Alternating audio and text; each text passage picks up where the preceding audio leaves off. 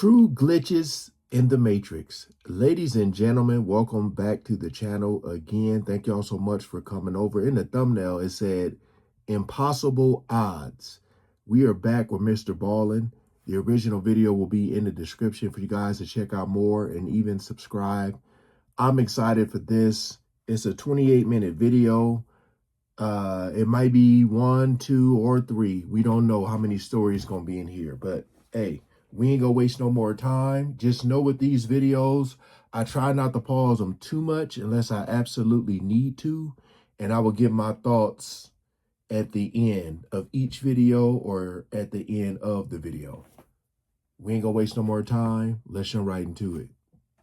Today, I'm going to share 3 stories that really should never have happened.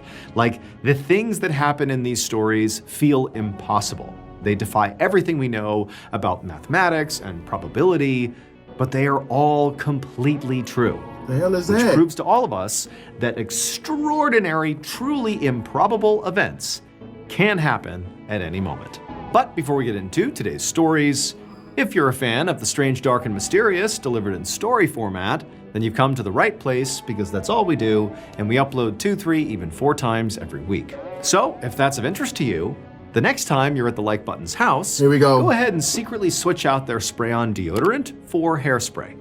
Also, please subscribe to our channel and turn on all notifications so you don't miss any of our weekly uploads.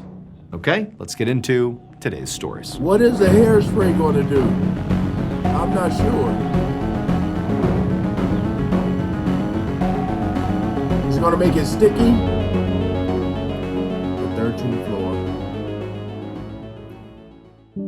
Around noon on October 21st, 1988, a man named Valentino sat at a cafe table sipping a coffee on a sidewalk in Buenos Aires, Argentina. So this particular neighborhood was called Caballito, and it was right in the heart of Buenos Aires. It was very densely populated, and there were lots of tall apartment buildings and shops and cafes with tons of pedestrians and tons of traffic. And so as a result, it often felt very loud and chaotic, and today was no different. But Valentino, despite the craziness all around him, he still wanted to try to find a moment of peace as he had his coffee.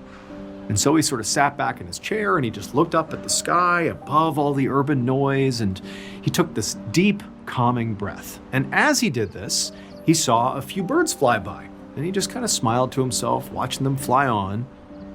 But then he saw something else. Out of the corner of his eye, just across the street, he saw a flash of something brown plummeting towards the ground in front of a tall apartment building. And so Valentino turned his attention to look and see what this thing was. But what he saw didn't make any sense. Like there was poop. This one old woman on the other side of the street who had stopped on the sidewalk, and she was staring down at what appeared to be like a pile of clothes at her feet. And the brown thing, the thing that caught Valentino's attention, which he couldn't make out what it was just a few feet away from this pile in front of this woman. But then this old woman across the street, she just began screaming. And that's when Valentino realized that what he thought was like a pile of clothes at her feet was actually like a person, like a heap of a person on the ground. It was another old woman, and she was completely motionless on the ground. And so Valentino, he's shocked by what he's seeing. He's trying to make sense of it, and he's seeing again now, knowing it's a person on the ground and seeing this brown thing over here, and he's thinking, was that flash of brown, like that brown thing falling and striking this woman who's now motionless on the ground? Is that what happened? And as Valentino is sort of coming up with theories about what he's even looking at, it seemed like at the same time, the entire bustling neighborhood all around him also, just for a moment, stopped and just sort of paid attention to whatever madness was happening over there, as they too were trying to piece together what happened. But then, that brief moment of almost relative calm just completely dissipated, and the street once again descended into total chaos. Passerby and locals started shouting and racing over to the woman on the ground to help her, and very quickly this woman and the other woman who was screaming was completely surrounded by this huge crowd. And Valentino, for his part, he felt very shaken by what he was seeing, and just thinking about the fact that he might have seen effectively this woman get destroyed by whatever this brown thing was. I mean, he did see that flash of brown, and so he's sort of traumatized, and he's also, he's thinking he doesn't want to contribute to the pandemonium over there by running over to join the massive throng of people trying to figure out what happened. And so instead, he just stayed at his cafe table, with his coffee, and just watched as this crowd continued to build across the road. Finally, Valentino heard sirens, and he knew that meant an ambulance had to be close. But for some reason, even though he knew that was like objectively a good thing, help was on the way, maybe they can save this woman on the ground, he doesn't know. Even though he felt like he should feel relieved now that professionals are going to show up, they're going to clear the crowd, they're going to handle this, he just couldn't calm down. Like, he literally couldn't stop.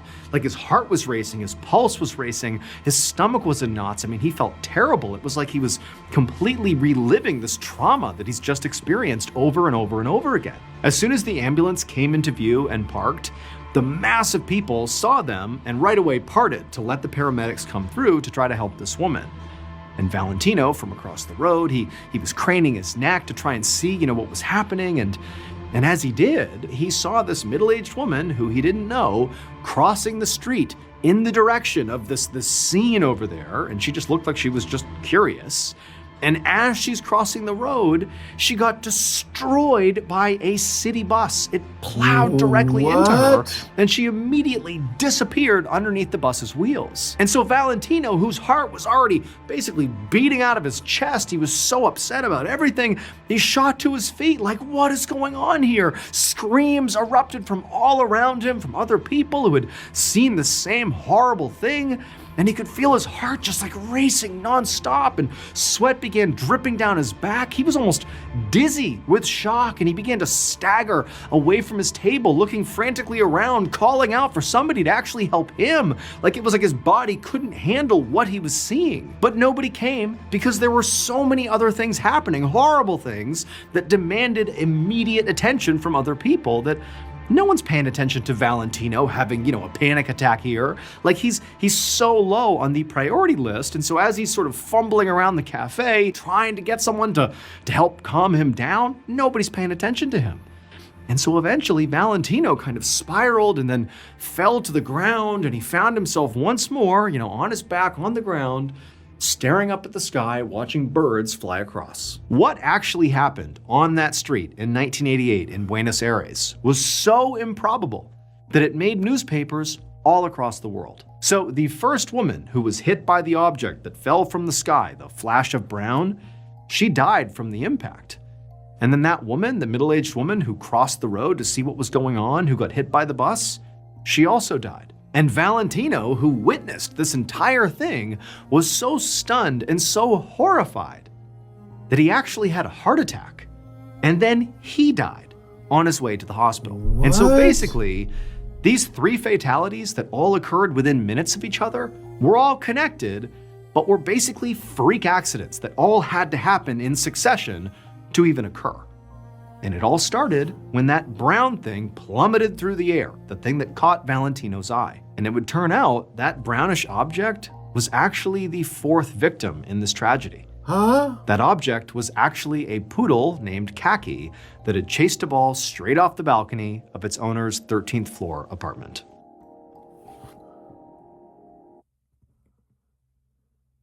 What in the Final Destination? You cannot tell me that's not like Final Destination right there.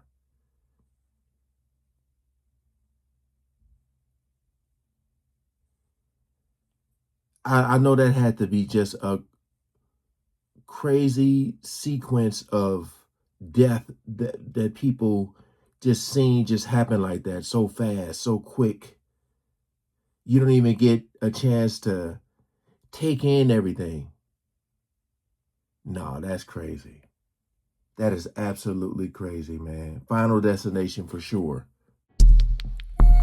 Once again.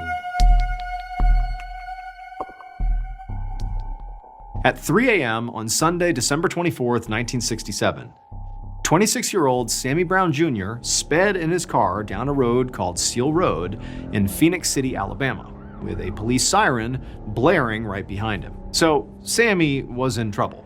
It was Christmas Eve, and he had celebrated a little too hard and drank way too much, and he thought he'd be okay to drive home since he lived close by, but he'd been wrong, and he'd ultimately attracted the attention of a police officer who was now chasing him. And Sammy knew he could not get caught, because in addition to being very drunk, he also didn't even have a license to drive in the first place. And so that's why right now he was driving at 100 miles an hour to get away from this cop. But not only was the cop actually gaining on him, but also Sammy could see on the road up ahead that he had another problem, because there was another car in front of him driving in the same direction, and because this other car was actually going the speed limit, Sammy was going to smash into them if he didn't swerve around them.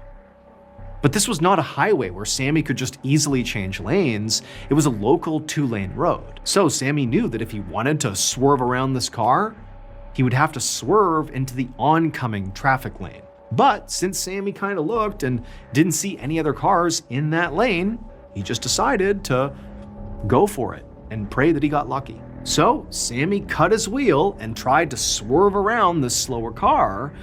But again, Sammy is extremely drunk. He's being chased by this cop who's gaining on him, so his anxiety is spiking. He's going so fast, and in this state of mind, Sammy actually misjudged the timing of his swerve, and he clipped the back of the slower car. And as soon as he did, there was this crunch of metal, and both cars began to spin out across the road before they sort of miraculously just came to a stop. Inside of his own car, Sammy sort of sat up and looked around and realized he was unhurt. And then when he looked out the window, he could see the driver of the other car, a man in his 60s, slowly get out and walk to his bumper to inspect the damage. And when Sammy saw this, he realized that despite how bad of a situation he was in, he actually had gotten very lucky. I mean, not only was he alive, but the man he had just hit going nearly 100 miles an hour also appeared to not just be alive, but basically seemed okay. Following the crash, Sammy expected to have some pretty harsh consequences, and he was charged for reckless driving and also driving without a license. But, sort of amazingly, his lucky streak actually would continue, because despite the charges, he didn't actually have to serve any jail time. He just had to pay a couple of fines, which meant Sammy really did not learn his lesson. And so, over a year later, on April 13th, 1969, Sammy once again spent all of his Saturday night drinking, and then at about 1:30 a.m. on Sunday morning, he got into that same car, which he still did not have a license to drive, and then he once again sped down Seal Road, the same road he got arrested on last December. And, wouldn't you know it, just like the last time, he saw a car ahead of him in his lane going too slow, and he decided to go around it. This time, however, he was not being chased by police, so he was not nearly as frantic or anxious. So he began shifting lanes much further away from this slower car. And when he moved into the opposing traffic lane, because of the distance he had given himself, he didn't clip the car in front of him. And for a split second, he felt an intense rush of satisfaction, because this was just more proof to Sammy that he was just an incredibly lucky guy. However, before Sammy could drive his car back into the correct lane, he went around a curve in the road and was immediately blinded by a searing bright light. Then there was a deafening bang, and Sammy's car jerked to the side, and all he saw was a violent swirl of motion as his car again spun around and then finally came to a stop. For a few moments, Sammy just sat there, feeling completely stunned. I mean, again, he's gotten into a high-speed wreck, and he's sort of taking stock of, did he even survive? But after a few moments, he realized he definitely had lived. His neck ached quite a bit from being shaken so hard, but other than that, he kind of looked around and he realized, once again, he was basically unhurt, so he had just gotten really lucky again. And so eventually, he climbed out of his car, and even though he was sort of dizzy from the crash, from the alcohol, when he took stock of what was in front of him, he could immediately see what had just happened. In his effort to avoid hitting the car that was driving in the same lane as him, he had swerved into oncoming traffic and hit a different car, another car, head on, that was driving in the opposite direction. This was like a worst case scenario. And both his car and the one he had hit were completely destroyed, with the fronts completely smashed in. It was truly a miracle Sammy had walked out of that car. And so Sammy, he staggered over to look at the other car and see if the other driver and, potential passengers were okay. When he staggered over there, when he looked inside of the wreckage, he could not believe what he saw. Because what he saw inside was yet another miraculous stroke of luck. Only this time, it was not the good kind. Oh, Sammy no. had somehow managed to do something that really should have been impossible. He had almost perfectly recreated the accident that he had had a year earlier. What? He was driving the same car, going down the same road on the same day of the week, and he had crashed for basically the exact same reasons. And then when Sammy looked inside of the car he hit head on, he realized there was one more truly just incredible coincidence. The driver of this car was the same driver as the car he hit a year earlier.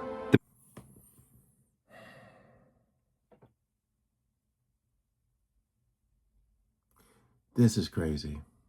Like,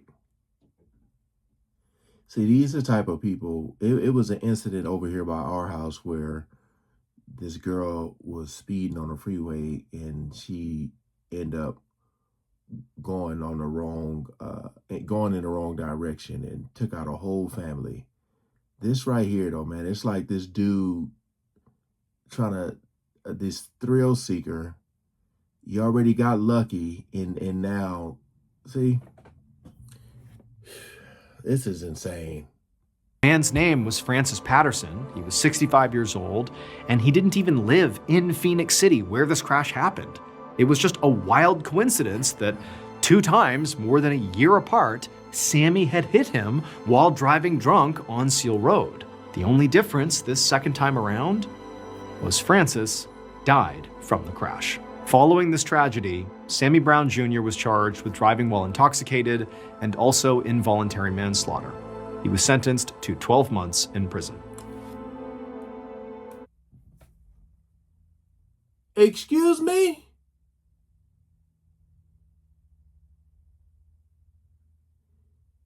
$12 months? Even 12 years is too late. 12 months? That's the problem. And guess you know what you already know. Man probably got out and did it again. You have got to be kidding me.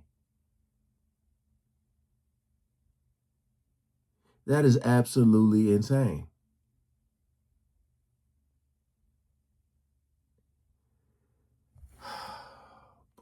Drinking and no.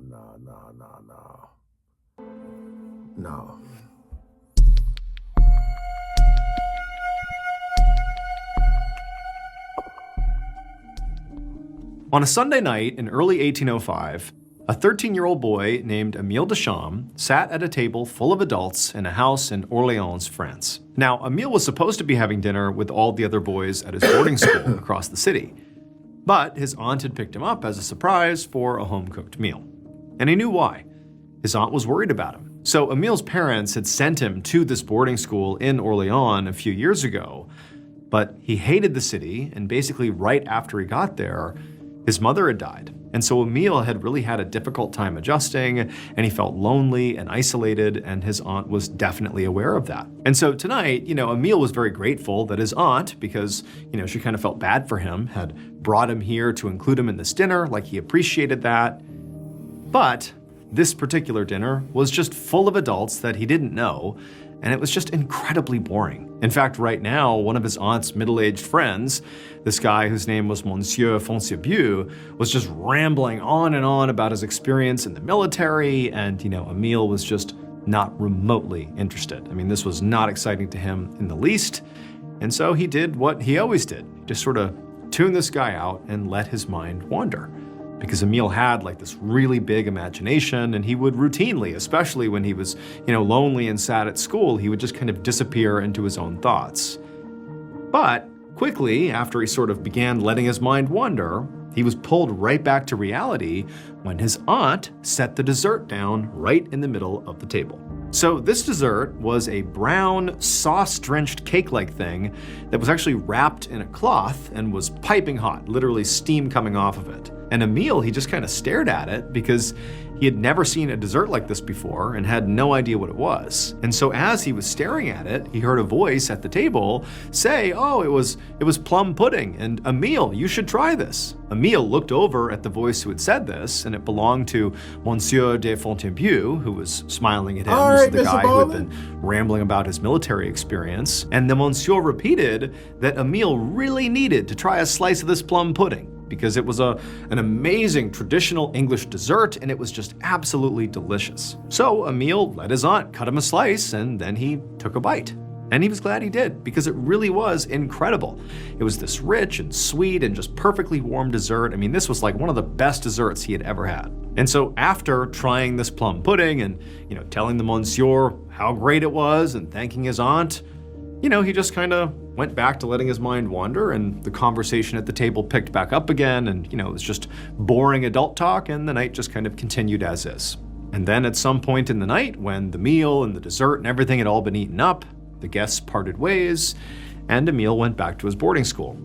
And quickly, when he got back to his boarding school, he forgot about the dinner and the pudding and the monsieur, and just carried on with his life. One afternoon, 10 years later, in the spring of 1815, Emile was 23 years old, and he was living in Paris, about 80 miles away from Orléans. So Emile had basically fled Orléans as soon as he was old enough to strike out on his own. And once he had turned his big imagination into a blossoming career. He was now a poet and a playwright, and he was writing about these big, sweeping human experiences like love and chaos and how mysterious life can be. So Emile that day had basically been writing nonstop and had sort of lost track of time and sort of forgot to eat. And then suddenly he felt super hungry. And so now here he was out and about looking for something to eat. But he was so hungry that he decided he didn't even care where he went. I mean, normally he was picky about where he would eat lunch and dinner, but today he just wanted food. He didn't care where it was. And so he just randomly chose a cafe and went inside. It was a small space with a few customers sitting at some tables, and Emile just walked in and took a seat at an empty one. And quickly thereafter, a waitress came over and handed Emile a menu, and when he flipped it open, he was immediately drawn to the dessert section. He saw this cafe served plum pudding, the amazing English dessert that he had had a decade earlier at that dinner party with his aunt and the monsieur. He had not had plum pudding from that day to now. It had been 10 years. He had just not had it, but he saw it on the menu and he's like, "Oh my goodness, I gotta have plum pudding again. That was so good 10 years ago. I gotta have that experience again." And so Emile asked this waitress if he can have a slice of their plum pudding. And she just shook her head and said, "I'm sorry, but the last piece we had, I actually just served it to the guy over there. Like, we don't have any more." And the waitress, she saw Emile react to this, and he was like so distraught. He's like, "Oh man, really? Like, there's no more? Are you serious?" And the waitress could sense like he really, really wanted this plum pudding. And so she goes, "Well, hold on a minute." And she turns and she calls out to the gentleman that she had actually just given the last piece to, who was sitting in the corner of the cafe. And she calls to him and says, "Hey, would you mind sharing that last piece with this new guest here, with Emile? Because he wants a piece of this plum pudding." And so Emile, he kind of looks around the waitress in the direction of the person that she's speaking to, the guy with the actual plum pudding. And the guy who's sitting over there, he looks up, and wouldn't you know it, it's Monsieur de Fontainebleau, the same guy who was at the dinner party 10 years earlier, who encouraged Emile to eat plum pudding for the first time and only time in his whole life at that point. It's the same guy. That's pretty crazy. They're not even in Orléans, France. They're 80 miles away in Paris. And Emile, he's chosen a random cafe. He'd never been here before, and he just happened to see plum pudding on the menu. Like, what are the odds that it's the same guy and they're having plum pudding? Like, the coincidence here is just unbelievable. Yeah. And so Emile, he sort of says to the waitress, "Hold on a minute, I know him." And so Emile, he gets up and walks over to the monsieur, and he sits down next to him, and they're both like, "This is crazy. It's been 10 years, and here we are eating plum pudding together again. Like, what are the odds?" And so for the next 15 minutes or so, the two men just caught up about their respective lives. They ate this plum pudding. And then at the end of it, they were like, all right, like, great, nice to see ya. And they both just went their separate ways, with the Monsieur going back to whatever he does and Emile going back to his writing. 38 years later, at 6 p.m. on a winter evening in 1853, Emile sat at a tea party in Paris, having a great time as he chatted with the other guests at his table. He'd been invited to this party by the hostess, who was a big admirer of his work. And there were actually a lot of people like that these days. Emile was now in his 60s, and he was very well known. He'd published tons of plays and poems and translations, and he was close friends with many of the literary giants of France and Europe. Like, he had made it as a creative. And so as Emile is sitting at this table, basically being lauded for, all of his achievements and what an incredible writer he was, as he's just sitting there basking in the glory, one of the hostess's staff came in with a platter of dessert. And Emile, he looked over and he saw what the dessert was, and right away he knew he had to have some. It was plum pudding. And so as the staff person came over with the plum pudding to give to Emile, he sort of laughed and told, the staff person and the people at his table the story of how, over the course of his life, he'd only had plum pudding 2 times, when he was 13 and when he was 23. And in both of those situations, when he had had plum pudding, this guy, Monsieur de Fontainebleau, had been present. This man that he didn't know and had only interacted with when he was eating plum pudding. And it was kind of like this crazy coincidence. He described seeing him 10 years later in Paris. He couldn't believe it. That was 38 years ago, but still it's like this wild coincidence, the biggest one of his whole life. And so he sort of jokingly told the people at the table and the staff, like, hey, here I am about to eat for the 3rd time plum pudding. We better be on the lookout for the Monsieur. He's bound to show up. And everyone kind of laughed. They're like, yeah, that's crazy. And so Emile, he gets his plate of plum pudding, he gets his fork, and he scoops a bite, and he's about to eat it when the butler walks into the room and announces that there is going to be one more guest joining them at this tea party. No. And who walks in, this additional guest? None other than Monsieur de Fontainebleau. No. And so Emile, he's about to bite the plum pudding, and he looks up and he sees him and he can't believe it. I mean, the guy is like 1,000 years old and he hasn't seen him for 38 years. No. And the only other times are when he's eating plum pudding. And wouldn't you know it, for the 3rd time here, it's happening again. Like, this is unbelievable. It was crazy the 2nd time. This is now impossible. How is it that he's here as I'm about to eat for the 3rd time this plum pudding? It doesn't make sense. And so Emile just stared at the Monsieur with this look of just absolute shock on his face. And the Monsieur, as he walked in, he sort of stopped and scanned the room, and he eventually met eyes with Emile. And he had this look of just total confusion on his face. He's looking at Emile, he's seeing the plum pudding that he's eating, kind of, scoping out the whole room. And then the Monsieur, he just turned around and he walked away. It would turn out Monsieur de Fontainebleau had been invited to another party on the same floor and had mistakenly wandered into Emile's party at the exact moment he was being served plum pudding for the 3rd time in his entire life. This was truly just an astounding set of coincidences over, a 50-year period. Like, the odds of this all happening exactly as it did those 3 different times he had plum pudding and there was the Monsieur, for things to line up that way, it was just staggering to imagine how perfectly each coincidence had to line up. It was almost so much that Emile felt like, there's got to be something else going on here. This can't just be coincidence. It was just like too much. And so, in fact, Emile would go on to recount his plum pudding and the Monsieur story many, many times to his friends in literary circles, and he would ultimately write about it in his eventual memoir. Today, it's been around 200 years since the plum pudding events took place.